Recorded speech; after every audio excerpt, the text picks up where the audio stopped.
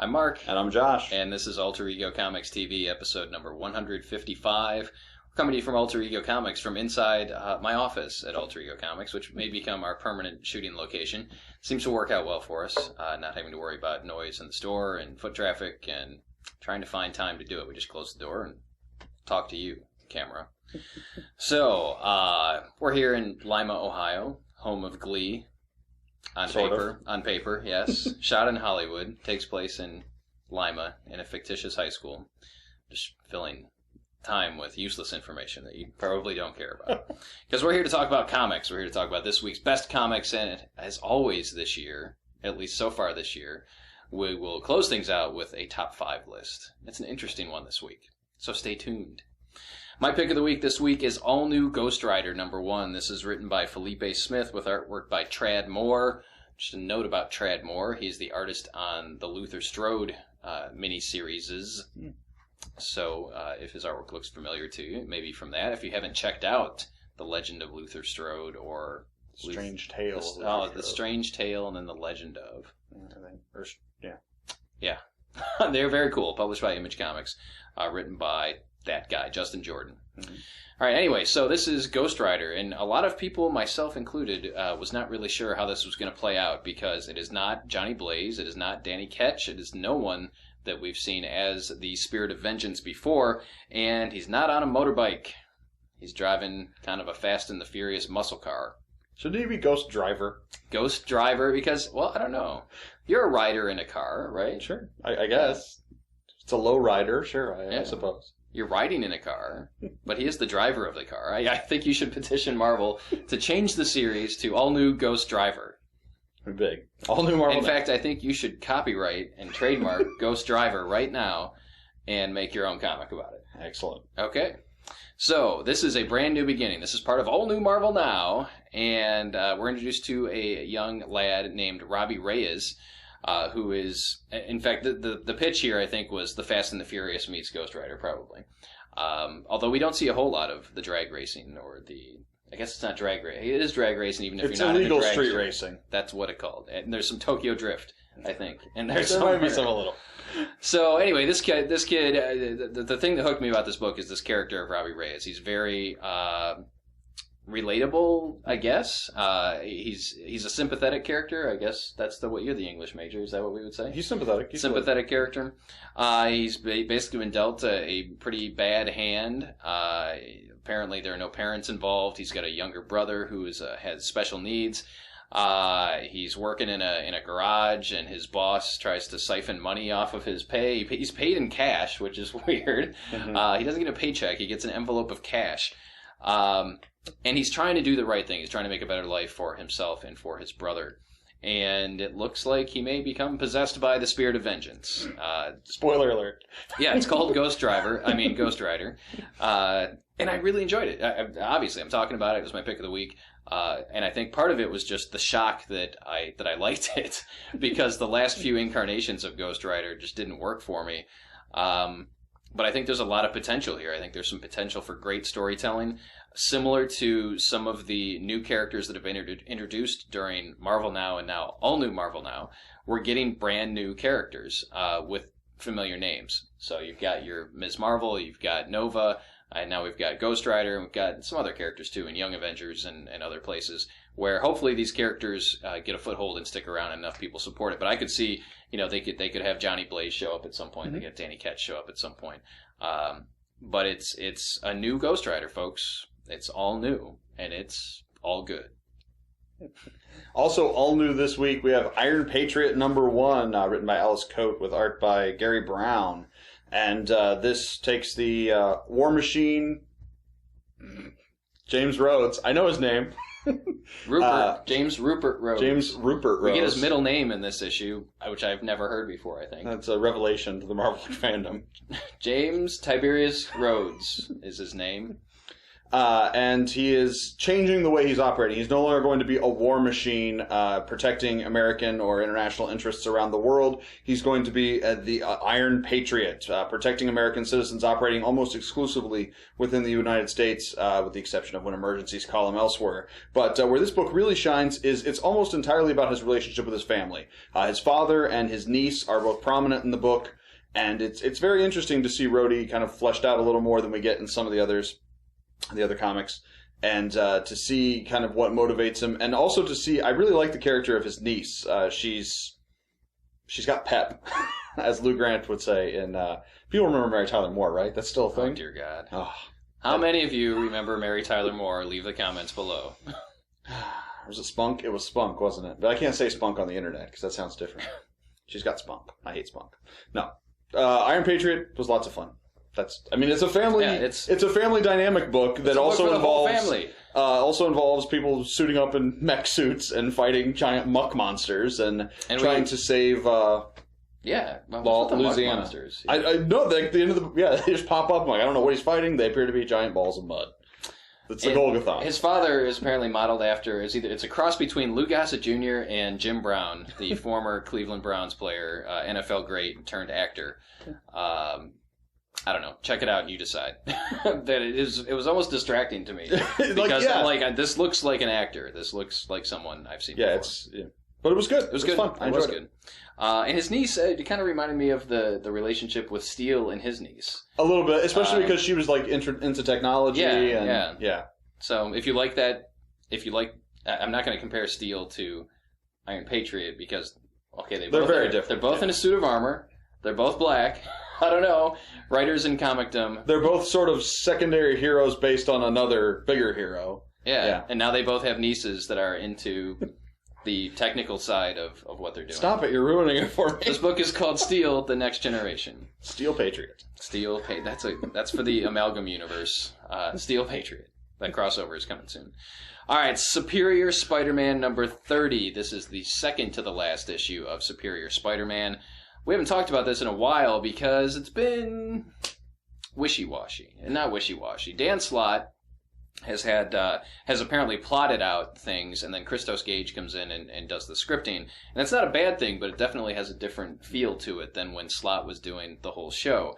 So we're nearing the end of the life of Superior Spider-Man, and I don't want to say too much other than if you are a Spider-Man fan, you must pick up this issue. If you haven't been reading Superior at all, but you plan on picking up Amazing, you should pick up this issue. If you left Superior because Peter Parker was gone, you should come back for this issue of Superior Spider-Man number 30. This will be on the interwebs a few days from now, so everything will have been spoiled by then. It was probably on the interwebs before now. So I don't feel too bad, but it's a good read. It's got a great ending that leaves you wanting more. We've got one more issue of this, and then we've got Amazing Spider-Man in late April, early May. It might be the week of Free Comic Book Day. So it should be cool. Great stuff. And on top of it just being a great issue, we've got a free copy of Black Widow number 1 included within it. Marvel is packaging some comics this week, and I think next week as well, maybe for the next few weeks.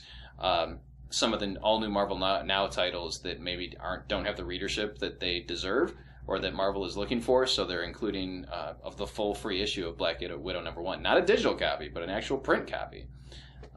Bundled with Superior Spider-Man number 30 for the same price of $3.99. What a deal. Next up, it is no secret that we here at Alter Ego Comics love us some Firefly, some Serenity, some Joss Whedon-y goodness.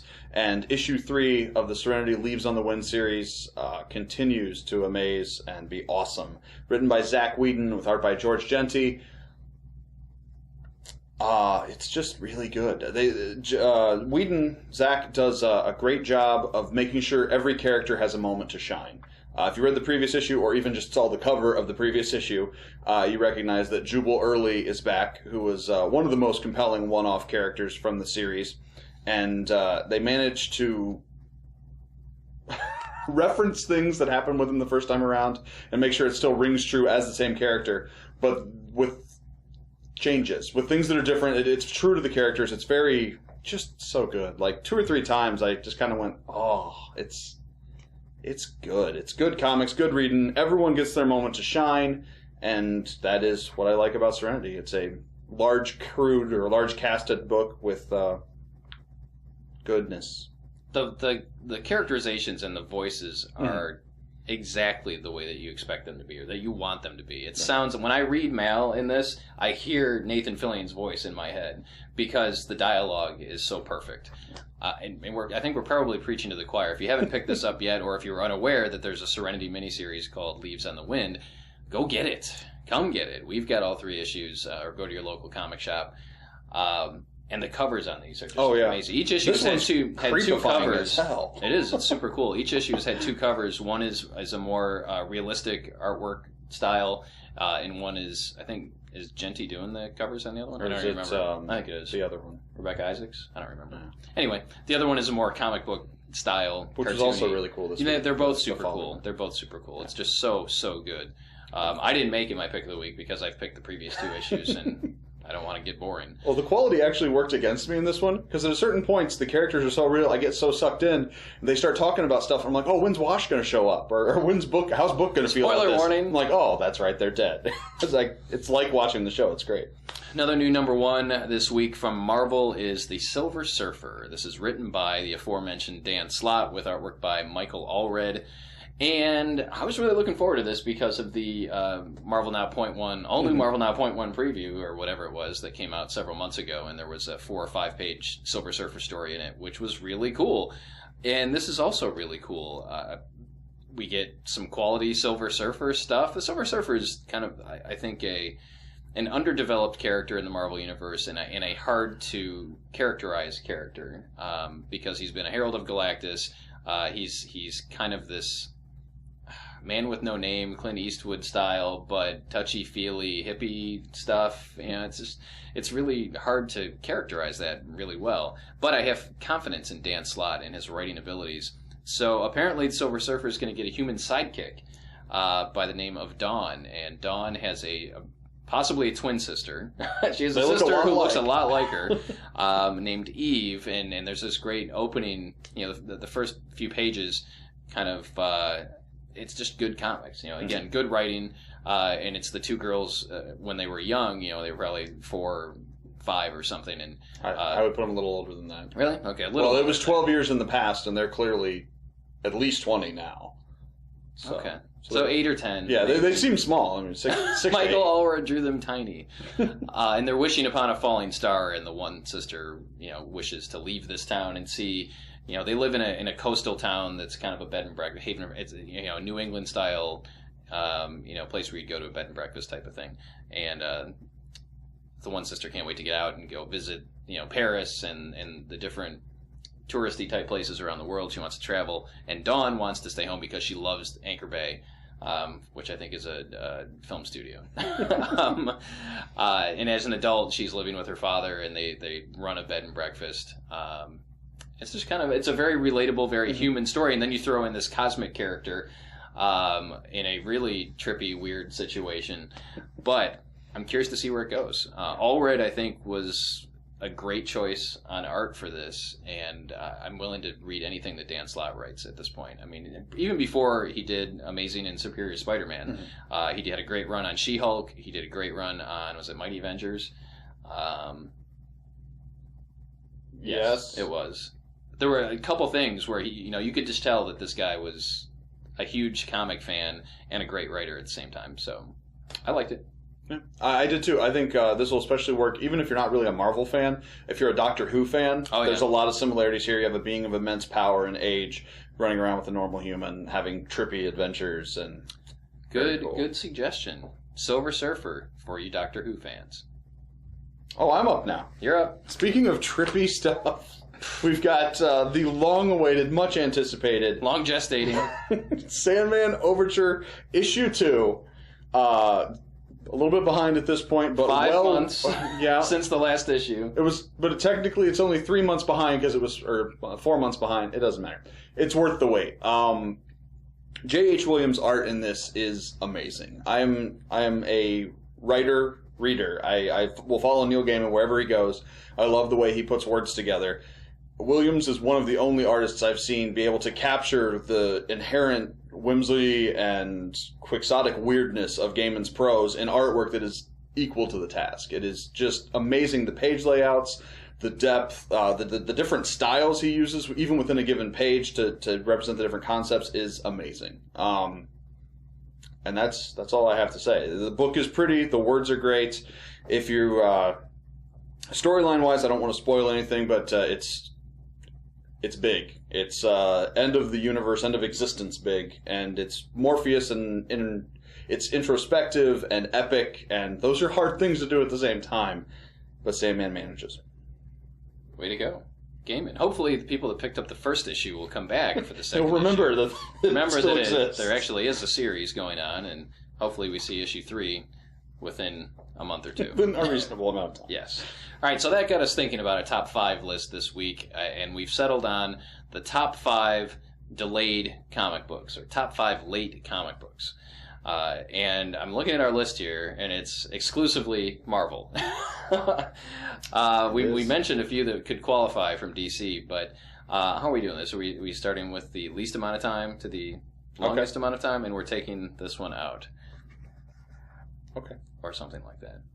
You know what? In no particular order. In no particular order. And many of you will be familiar with these because they're like running jokes within the comic book community. But first up, the first prize, this is not first place, but the first award for lateness in comic books goes to Kevin Smith for Daredevil, Bullseye, Target. Goes to Kevin Smith for almost everything he's ever written in comics. Yes. Daredevil, Bullseye, Target was it was at least a 4-issue miniseries, maybe a 6-issue miniseries that had how many issues? It had 2, I think. No, I think it was just 1. I think 2 never came out. It may have been 1 issue back in November of 2002. 12 years ago. Well done. Almost. Well done, Mr. Smith. Second issue has never come out. He followed that up with Spider-Man Black Cat, The Evil That Men Do, which was a 6-issue miniseries that took 3.5 years to tell. And there was a huge gap. Yeah, there was a big gap between 2 and 3. And since we haven't mentioned any DC stuff on the list, we'll throw out there Batman Cacophony was supposed to be a 3-part, or Batman the Widening Gyre was supposed to be a 2-part series. It's been over for a while, and probably about 4 years. No, yeah. I've heard nothing of the second part from Mr. Kevin Smith. Yes. So. Now we will stay with the friends of Kevin Smith and move on to Iron Man Viva Las Vegas by actor, director, producer, writer Jon Favreau, who penned this Iron Man story to be released alongside the first Iron Man film back in 2008. Which he directed. And starred in as Happy Hogan. Starred might be strong, but appeared in. Appeared in, yes. You're getting technical. We'll ask the screen actor. Well, ask Robert Downey Jr. if Jon Favreau starred in that movie. Starring Jon Favreau. As the Beeve. So, 2 issues came out of this multi-part series, and then nothing. And I believe, if the stories are true, it's because Favreau couldn't handle the internet chatter after the series came out. That people were not kind to the series, so he said, F you comic book fans, I'm not finishing it. Well, I'm taking my comic series and I'm going home. Not to defend him, although I should defend him because, he's been in some fine films. Yes. But think about it from the point of view of a Hollywood writer. You work really hard, like Swingers, you work really hard to get this movie written and produced and shot, and then you hand it to people as a whole thing, and then they get to have an opinion. Comic books, we do it kind of backwards. They get to watch it as, it's be like, I shoot 3 scenes and then send it out and people say something about it, and then I shoot the next part and relate it. So we didn't get to read the whole series, so he's not used to getting feedback in the middle of production. So I understand it. I don't condone it, Jon Favreau. Not likely we'll see the end of Iron Man Viva Las Vegas. All right. This list is making me sad inside. Let's see. So that was 3, but the first one counted as 1, I think. So we're on number 3. That's good. Let's end with this one. Okay. So we'll go with The 12, which was a 12-issue miniseries, published by Marvel, but not directly involving any Marvel Universe characters. There were some Marvel Universe settings. Yeah, and stuff. The Daily Bugle was in there, I think, and but it was World War II era new characters that J. Michael Straczynski came up with And this 12-issue series took 4 years to come out, and there was a huge gap between issue 8 and issue 9. Like, multi-years, like 2 years between issues. The series was eventually finished, but I think it suffered severely by the time lag. And the sad thing about it is that, and honestly, I never finished the series. I was on board with it for those first 8 issues, give or take, and I really enjoyed it. I mean, it's really well written, had interesting characters, and interesting storyline, but when you hit that huge gap, I just lost interest, and I think the rest of the world did too. And take note, publishers, he owns a comic book store. His livelihood is tied up in your stories, and the gap was enough to make him not want to keep reading it. Maybe we should just finish the book and then publish it. Yeah. That's all I'm saying. The 12 didn't tie into anything in the Marvel Universe. There's no explicable reason they couldn't have done all 12 issues and then just released them monthly. Damn it. Except some bean counter at Marvel probably saw we have an opening in our schedule and we need some books to fill a void. So we're going to push the schedule ahead on this, and then who knows? I don't have any insider information on that. I'm just a lowly comic book seller. And it amazes me, and he's done it before. Other books from Straczynski have run behind. But you would think, I mean, basically he wrote every episode of the last 3 or so seasons of Babylon 5. At least, yeah. He wrote the lion's share. Keeping that kind of a schedule, he could bang out a 22-page comic. Was he doing anything else, though? The problem with the 12 is that he's a known quantity as a screenwriter in Hollywood. So he was writing the screenplay for The Changeling. Right. And he was working on some various other things in addition to writing comics. And on the sliding scale of what's important, comics probably. Yes, my movie script that nets many, many zeros on the paycheck, or my random. Yeah, I get it. All right, next up, Ultimate Hulk versus Wolverine. Who even wrote this? I didn't even look up. It was the guy that wrote Young Avengers, right? Yes, it was. Or no, it was Damon Lindelof. Sorry. Yes, I'm pretty sure. The Lost guy? Yeah. Okay. Pretty sure it was. You know what? This is where, when the video is being edited, we will put the name of the writer in the series in there. I will just move my mouth and some words. Josh will edit it so that I say the right name. There's a Godzilla movie coming out this summer. We could do a throwback. I'm pretty sure it was Damon Lindelof, and everyone was excited because one of the creators of Lost was going to make the entry into comics, and he's a self-professed comic book fan. So we had Ultimate Hulk versus Ultimate Wolverine. We had images of the Hulk ripping Wolverine in half. This was a 6-issue miniseries that, again, took 4 years to be completed. Well done. Yeah, I'm noticing everything on our list so far has been written by a Hollywood person. Yeah, and it doesn't end when we get to the last one on here, which is Captain America White. Little backstory on this. This is written, This, in theory, is written by Jeff Loeb with artwork by Tim Sale. They have collaborated on numerous projects over at DC, such as Batman: The Long Halloween, Superman for All Seasons, and Batman Dark Victory, yada, yada, yada. So they jumped over to Marvel, and they did these color-themed books, which we've talked about before, and which we thoroughly enjoy. I think they're some of the best books that you can hand either a longtime comic book fan or a new comic book reader, because they do a great job of telling a great story, and they're not necessarily about the punching and the kicking. They're more human stories. So they did Spider-Man Blue and Daredevil Yellow and Hulk Gray, and then their final piece of the puzzle was going to be Captain America White, which was gestating for years and years and years. Yeah, it was years later, because for a while their sale was exclusive to DC. Yeah. And then they fixed that. And Loeb may have been too. I don't know, but he has enough clout, I guess. Yeah, I don't know if he's ever because he wrote Commando. He wrote the Buffy animated TV show that never got made. Teen Wolf, Jeff Loeb. Teen Wolf. So Captain America White Zero, which was, I guess, whatever stuff they had together on Captain America White. They threw it together. They released it in July of 2008 as a teaser for what was to come, and nothing has followed. Nothing was to come. There is no Captain America White at all. I think Jeff Loeb has written a metaphor for us. Captain America White is whatever you want it to be. It's like the white is the paper in Back to the Future 3. Your future isn't written yet, Captain America. And then Doc Brown just shows up.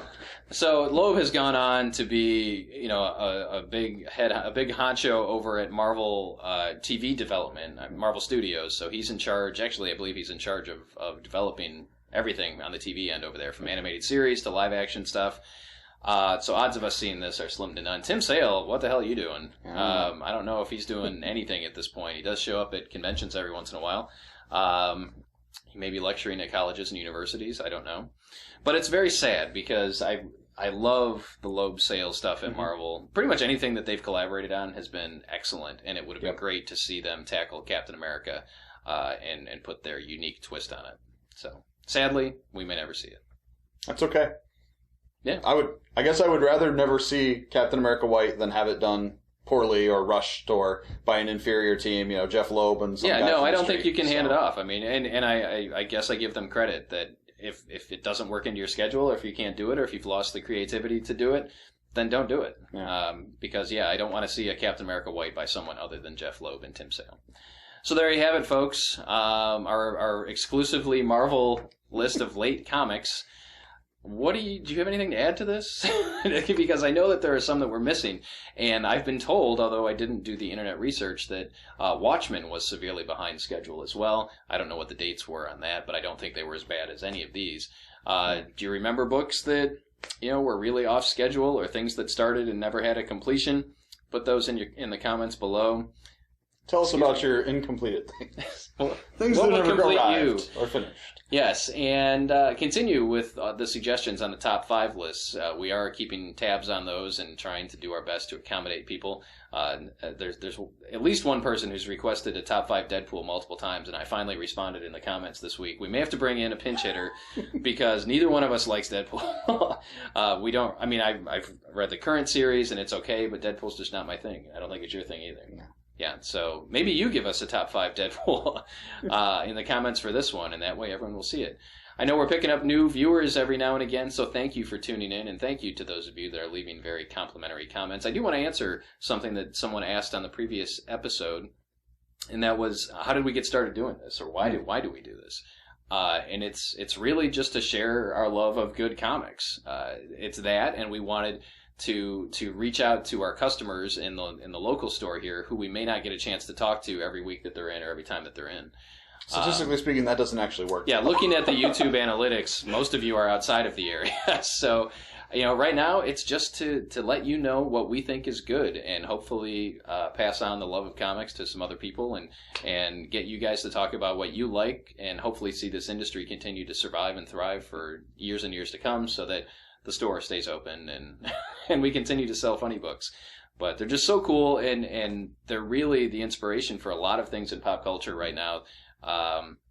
So why not check out the source material? And that's the ultimate goal, is to get more people reading comics and to talk about the good stuff. So there you have it. Thank you, as always, for watching, and we will see you next time.